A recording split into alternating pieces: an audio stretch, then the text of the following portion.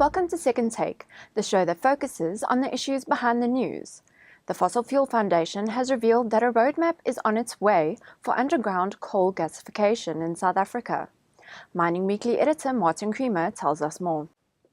Hi, Martin. Hi, Tracy. What led to the development of the underground coal gasification roadmap, and what is the significance thereof? Roadmaps in coal are becoming common. So we had a coal roadmap, and the FFF, as they're calling themselves, Fossil Fuel Foundation, was quite involved with that. And now this is a follow-on from that, where there's a new roadmap coming through, and it's for underground coal gasification. And underground coal gasification could add about 45 billion tons of coal to the mix in the form of gas, which has clean coal benefits. So I think it's important to know where this coal is. So that map is key. And the important thing about the Fossil Fuel Foundation is that it takes in government, takes in academia, takes in business. So it's a nice collective, and they get quite a good full picture of what is required. And at the same time, there's communication. So everybody knows what the story is.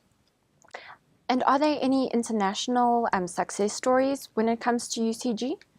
Well, the Russians, as a Soviet Union, have been dealing with this for a long time, and they've got operational plants that goes back 50 years.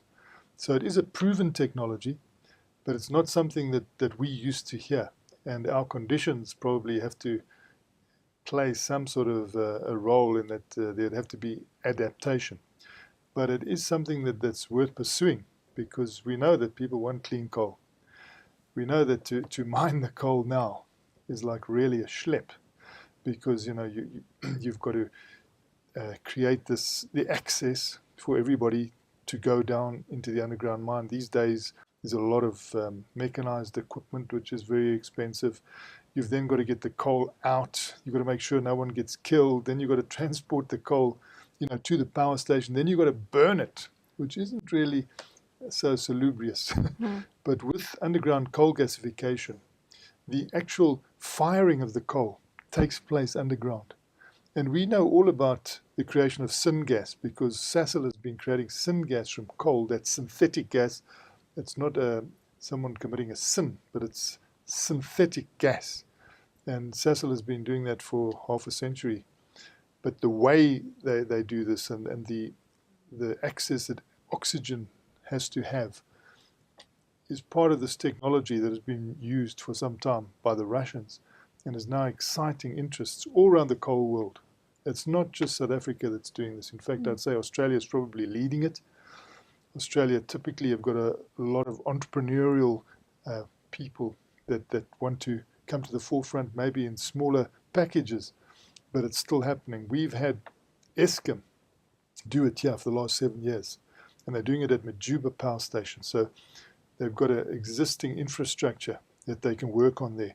If they can get this right, and they're thinking of running the normal conventional coal burning situation in parallel.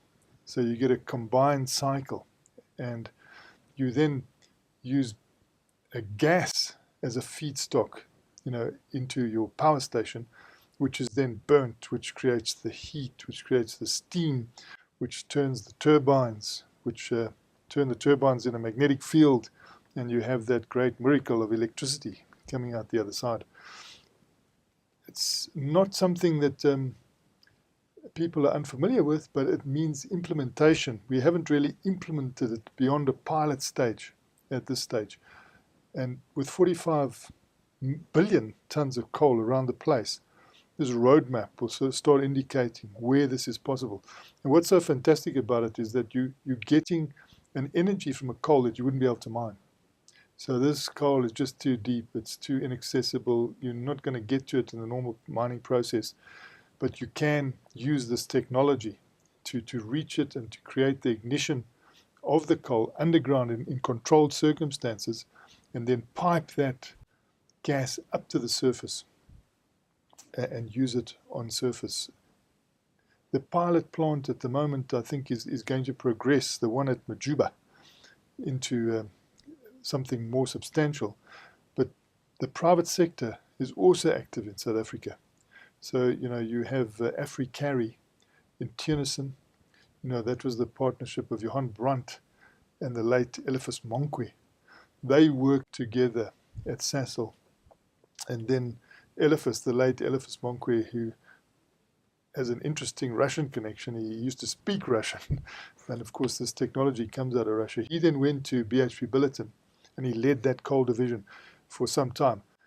BHP Billiton then wanted to create a black empowerment that could give it credits, and he led that, and in that deal, they got access to coal in Tennyson in the Free State.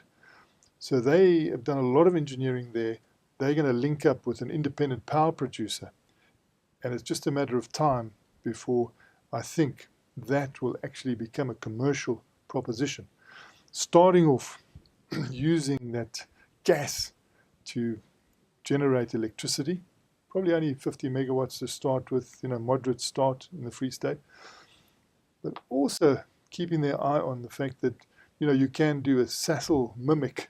You can actually use that gas to create petrol and diesel and even chemicals. So there's a lot of potential with this. And in the clean coal era, people are looking to an opportunity that takes them away from burning coal and putting all that CO2 into the atmosphere. And this is one of the ways of doing it.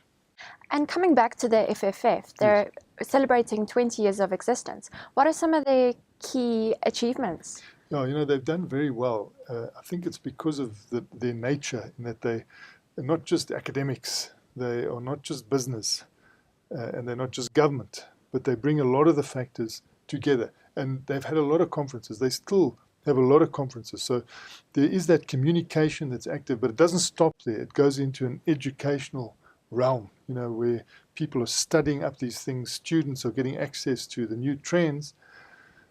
And at the same time, you are looking to going beyond the conventional. And they're in that phase now where they have been heavily coal orientated, and that has been absolutely correct, because we rely on coal for 90% of our electricity. The electric light we are experiencing here comes courtesy of coal. When you take off at Johannesburg International Airport, you take off on coal, because Sasol's been able to have this aircraft fuel that they've created.